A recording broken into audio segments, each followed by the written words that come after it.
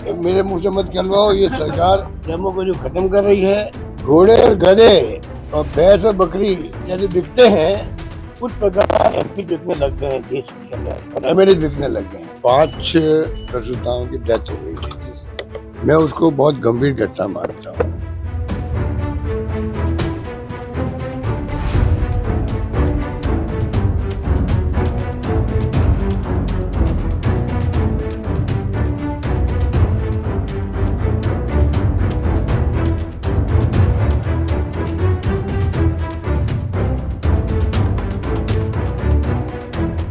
मेरे मुंह से मत कहलवाओ, ये सरकार डेमो को जो खत्म कर रही है।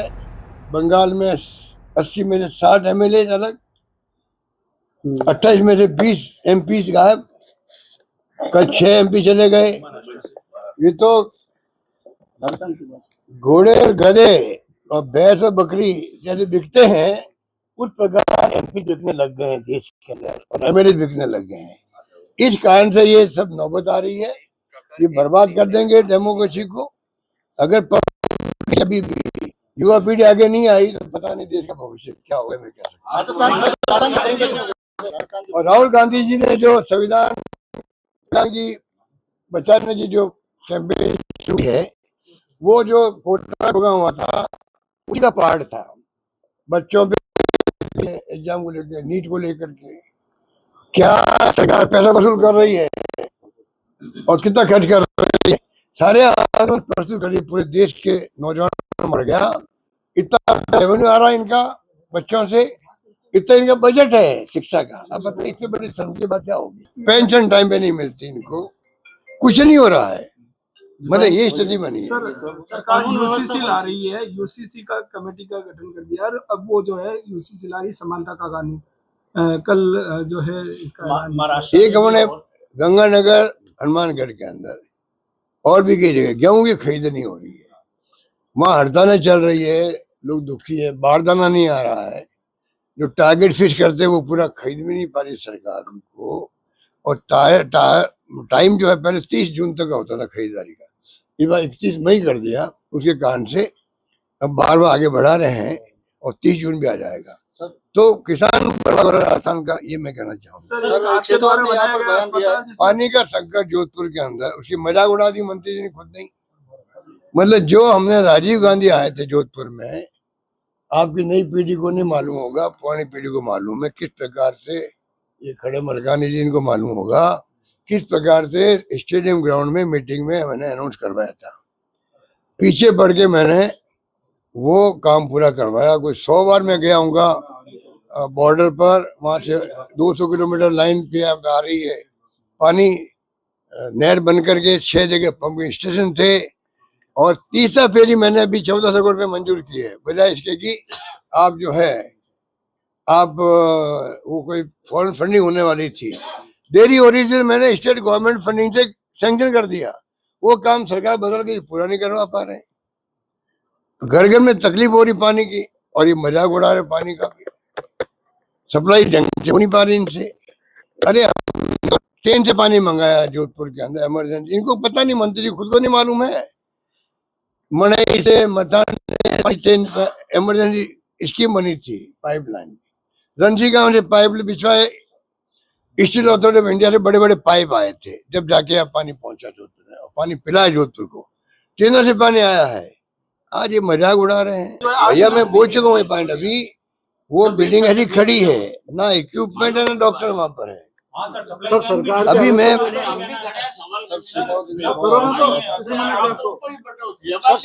आरोप लगाया था कि हमने 27,000 करोड़ रुपए दिए, लेकिन जानबूझकर राजनीतिक द्वेष के चलते जो है पानी के जो है कनेक्शन नहीं दिए गए, उसमें घोटाला किया गया। एक बात है, देखो इन बात जब तक आप आंकड़े नहीं दो भाई हमने ये दिए थे, इसमें ये खर्च हुए, ये खर्च नहीं हुए, तब तक कोई स्वीकार भी नहीं करेगा। और ऐसे आरोप तो वेग आरोप है, मतलब में कोई दम नहीं होता है। उनको पूछो भाई, हिंदुस्तान भर में आप तो मंत्री थे, विभाग इम्पोर्टेंट था आपका। हमें खुशी हुई, मैंने प्रधानमंत्री मोदी जी को कहा मीटिंग के अंदर, ये आपने अच्छा काम किया कि आपने ये नया विभाग को इस रूप में इम्पोर्टेंस दी है। तो आप बताइए हमारी कितनी बड़ी रुचि होगी। अब क्यों नहीं काम कर रही है? अगर हमारी सरकार के वक्त में काम कम हुआ अब क्यों नहीं काम कर पा रही? अब तो इनकी सरकार है, क्यों नहीं काम कर पा रही? दूसरा, इनको चाहिए सब राज्यों के हिसाब दे कहाँ पर कितना पैसा पहुंचा है, कहाँ मैंने एक्स्ट्रा मदद करी है।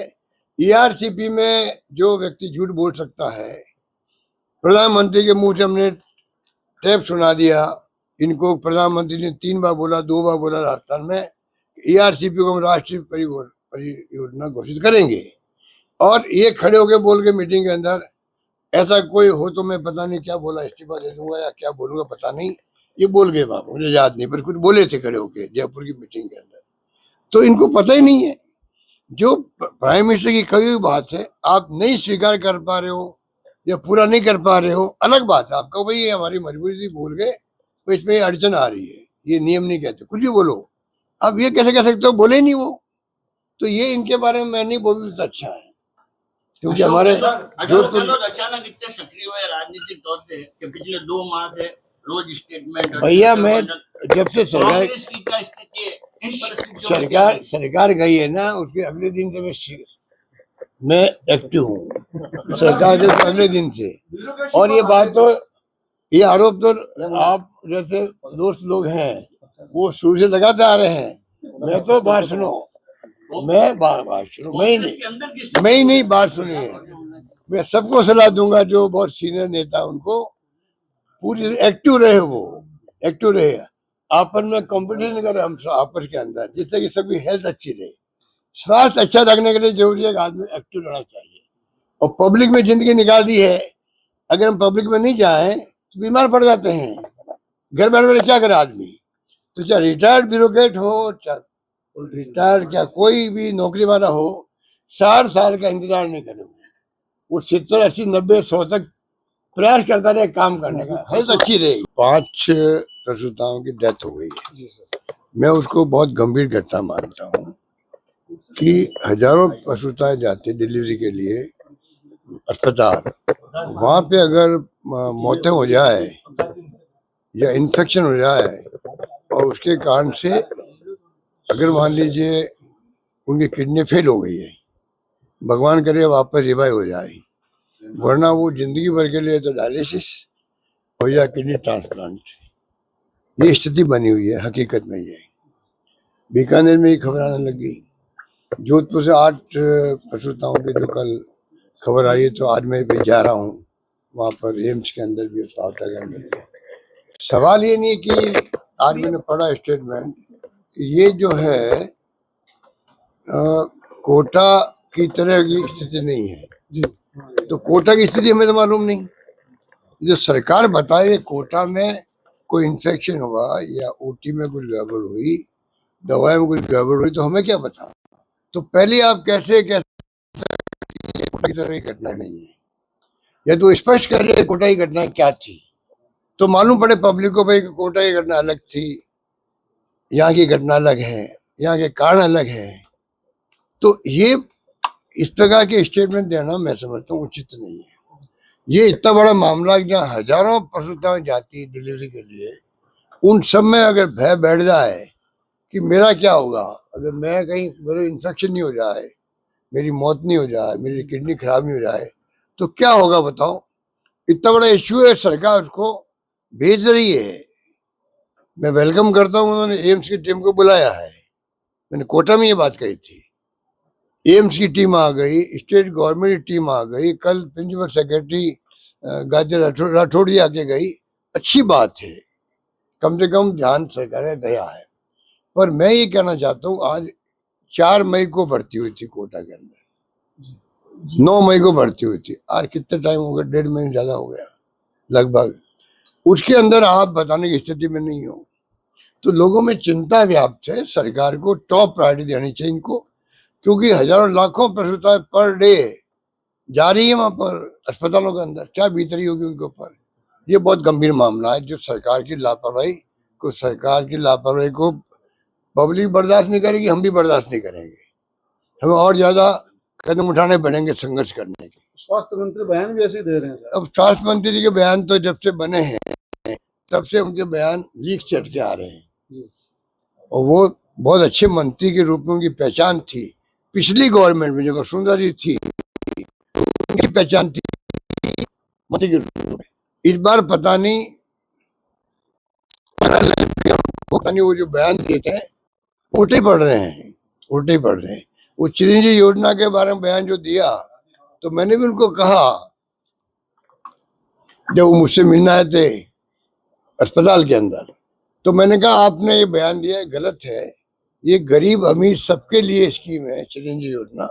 हिंदुस्तान में एकमात्र राजस्थान राज्य है जहाँ 90% जनता जुड़ चुकी है, क्योंकि ये सबके लिए योजना है।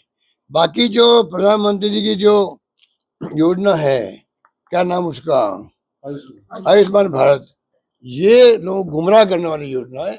5 लाख की बात तो ये अलग बात है। उसके अलावा भी जो है ये लोग जो है ये SECC एक सर्वे हुआ था मनमोहन सिंह के वक्त में, खाली उनके लिए वो योजना है, पूरी पब्लिक के लिए नहीं है। पब्लिक इतनी शरीफ है, गहरे में जाती नहीं है, उनको पता ही नहीं कि सबके लिए योजना नहीं है वो। तो आप कल्पना कीजिए क्या बीतरी होगी। हमने सबके लिए ये योजना की है। हमारी योजना हिंदुस्तान में कहीं नहीं है और शायद दुनिया में भी कहीं नहीं है। आज मैं कल आया हूँ उदयपुर से गया जालोर से आया हूँ जोधपुर। रास्ते भर लोगों के आंखों में आंसू देखे मैंने। एक एक किस्सा बता रहे थे उनके परिवार में क्या हुआ, किस प्रकार से फ्री इलाज हो गया, 25 लाख का बीमा, क्या लोग उसके बारे में बोलते हैं। पेंशन बुजुर्गों को 3-3 4 महीने मिल नहीं रही है। ठेला जो था, अरे मैं कहा मुख्यमंत्री मेरी फोटो हटा के आप अपनी फोटो लगा देते, स्कीम बंद क्यों की। ऐसे 50 पॉइंट है, सरकार को समझ में आ नहीं रही बात। नंबर 1 बात। दूसरा क्या पूछा आपने, बॉर्डर के इलाके में जो बॉर्डर एरिया में एक तरफा हो रहा है। अगर मान लो नेशनल हाईवे बने थे तो एक लाइन खींच गई थी कि भाई हमें तो 4 लेन बनानी है, 6 लेन बनानी है, तो जो इस लाइन में आएंगे वो सब एनक्रोचमेंट, जब बंगला है चाहे दुकान है, जो कुछ भी टूटेंगे तभी सड़कें चौड़ी होगी। किसी को एतराज नहीं हुआ।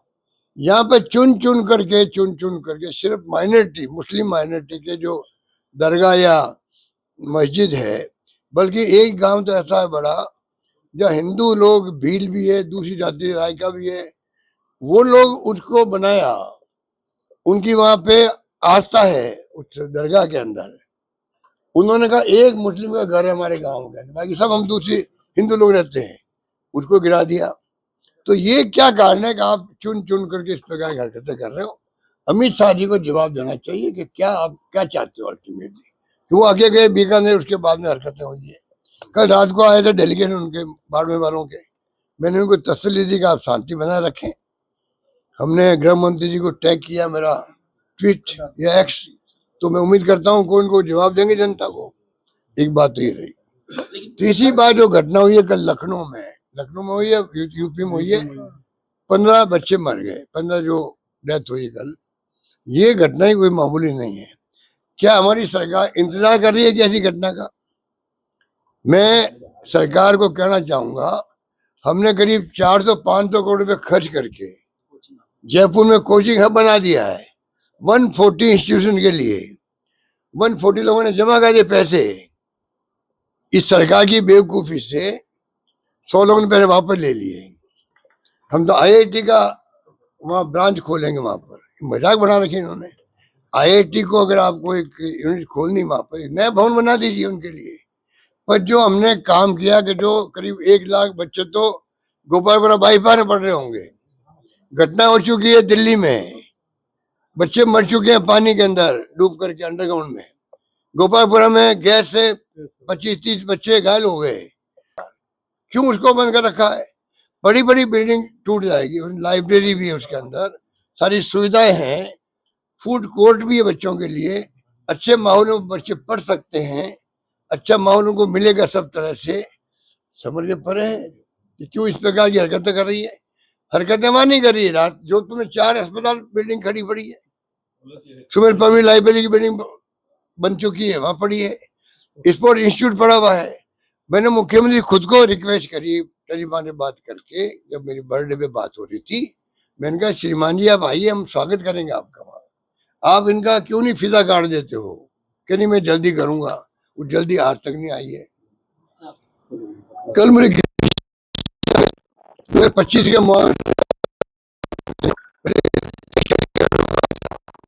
कॉलोनी के जो हमारे महोदय है इनके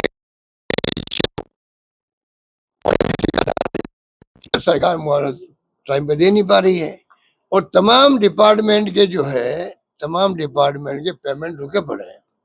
सरकार को स्पष्ट करना चाहिए कि हमारी फाइनेंशियल स्थिति बहुत ही नाजुक है, हम पेमेंट नहीं कर पाएंगे 6 महीना साल भर, कुछ तो कहे। सारे डिपार्टमेंट में पेमेंट 2 करोड़ रुपए के चेक नहीं कट रहे हैं। ये जो एलिवेटेड रोड बन रही है, गडकरी जी बड़े लिबरल मंत्री के रूप में पहचान उनकी है देश के अंदर, क्योंकि पहले हम बना रहे थे इसको, स्टेट गवर्नमेंट, हम पावरटाइन शुरू कर रहे थे इसको, पर हमने देखा हैदर बिल्डिंग और सोचती के एरिया हम बना नहीं पाएंगे, क्योंकि होते तक एरिया अंडरग्राउंड जाना पड़े, तो नेशनल हाईवे एक्सपर्टाइज रखती है। मैंने उनकी रिक्वेस्ट करी, उन्होंने रिक्वेस्ट इमीडिएटली मान ली। मंत्री जी केंद्रीय मंत्री है, तो मुझे एतराज नहीं है कि श्रेय लेवे, तो क्योंकि केंद्रीय मंत्री है, वो केंद्रीय मंत्री वो भी है, तो ये इनका अधिकार बनता है कहने का भाई हाँ मैंने काम को आगे बढ़ाया, कुछ भी किया। निर्णय मैंने करवाया था उनसे, आप उन खुद पूछ सकते हो कि मैंने रिक्वेस्ट की नहीं की उनसे, मालूम पड़ जाएगा। इतना बड़ा काम हो रहा, वो जल्दी पूरा होना चाहिए। स्टेट गवर्नमेंट तो खुद बना रही थी, तो ये इस प्रकार के जो इस बार जो मंत्री जी ने लीक शेड ये जो आरोप लगाए हैं बड़े हल्के स्तर के, लगता है कि वो खुद घबरा के दिखते हैं। अपनी खुद की जो स्थिति बनी जोधपुर जिले के अंदर उनकी, अब उनकी पोल खुल चुके देखो। सर 4 सालों से अस्पतालों में जो लगे हुए हैं, उनके साथ में नहीं हो रहे, उनके साथ नहीं जा रहे कार्यक्रमों में, नहीं हो रहे उनके विधायक बीजेपी के, वो भी साथ नहीं आ रहे कार्यक्रमों अब बता दीजिए क्या स्थिति बन रही है। अगर उनके विधायक खुद ऑप्शन रहते हैं, 2 विधायक बहाना करते हैं कि कोई पाठ चल रहा था, कौन सा पाठ चल रहा था, भगवत गीता का पाठ चल रहा, नहीं आए हैं। और एक विधायक जी ने क्या कहा, हाँ मैं उद्घाटन कर चुका हूँ। ऐसी मजाक जो है, ऐसी मजाक आज तक इतिहास में किसी भी सरकार के अंदर किसी विधायक ने नहीं करी होगी, जो इनके विधायक इनकी खुद की मजाक उड़ा रहे हैं। जिनकी स्थिति है उनको मैं क्या उनके लिए कमेंट करूं, क्या मैं उनको जवाब दूं। सर आपके द्वारा कॉमन सिविल कोड लेके आ रही है, मसौदा तैयार हो गया है। वो आने दो भैया, उस पर बात करेंगे। आपके द्वारा क्या क्या प्रोविजन उसके अंदर है वो देख लेते हैं। कानून व्यवस्था को लेकर लगातार जोधपुर में फायरिंग भी हो रही है। अब देखो ना, दौड़ा के मारा, ये घटना राजस्थान भर में हो रही है, कहीं मर्डर हो रहे हैं, कहीं रेप हो रहे हैं, सुनवाई नहीं हो रही है। एक नई बात हो गई है, थानों के अंदर जो है पैसे खा लेते हैं, क्योंकि करप्शन की तो हदें पार हो गई राजस्थान के अंदर। इतना करप्शन तो देखो हर राज्य के वक्त में होता है, मैं स्वीकार करता हूँ। इस बार तो सारे रिकॉर्ड टूट चुके हैं, और थाने वाले कहते हैं जिसका रेप हो गया, पहली बात तो गरीब परिवार है, थाने में जाते ही नहीं है।